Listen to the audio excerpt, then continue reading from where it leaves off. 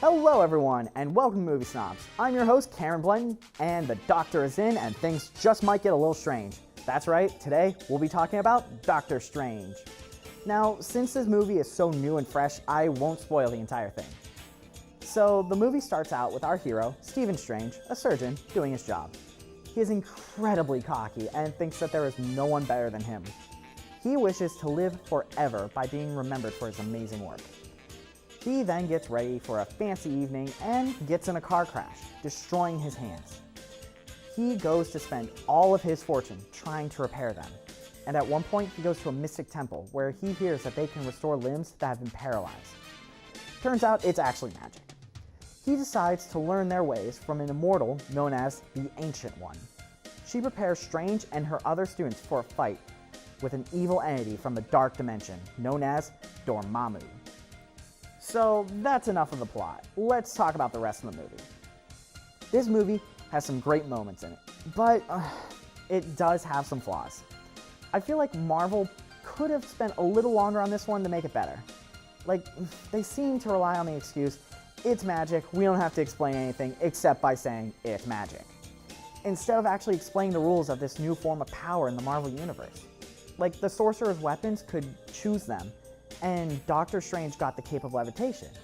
And they commented on how unique it was, but aside from the cape saving him a few times and wiping away his tears, it didn't really do much else. And the eye that he wore around his neck that contained a great amount of time magic turned out to be an Infinity Stone that could control time. Now, this is all fine and dandy, but why did the stone obey magic? From what we've seen from the other movies, the stones don't work like that.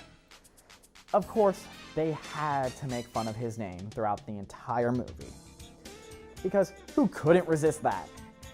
Another thing that seemed odd to me was that after all the events with the Avengers, many people are perfectly okay with anything odd. That doesn't make much sense to me, as it seemed like a really quick way to just make his friend accept him having these new powers. Another thing was the Dark Dimension. The antagonists drew their power off of it, and it made them look evil. But the Ancient One had been doing this for centuries, and she looked perfectly fine. She wasn't corrupt at all. And yet the movie didn't bother explaining this, just magic. Lastly, the ending wasn't completely predictable, but we were almost beaten over the head with it throughout a large amount of this movie. Otherwise, this was an excellent movie.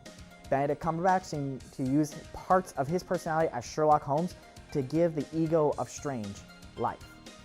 In almost every performance of his, he always manages to blow it out of the water, and this one was no different. We could see the hurt in his eyes when he could no longer use his hands properly. The effects in this movie were jaw-dropping, but I do have to give you a bit of a warning. If you get motion sick easily, you may not want to see this movie. It's like a roller coaster where you have no idea what direction it's about to go.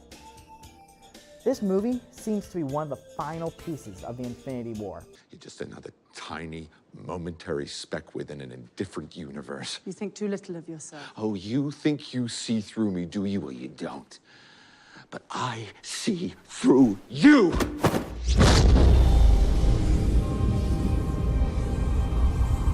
But what do you guys think? Agree or disagree? Make sure to let me know on Twitter at ZTVGoofingOff, and make sure to use the hashtag Movie Snobs. And I'll see you guys at the theaters.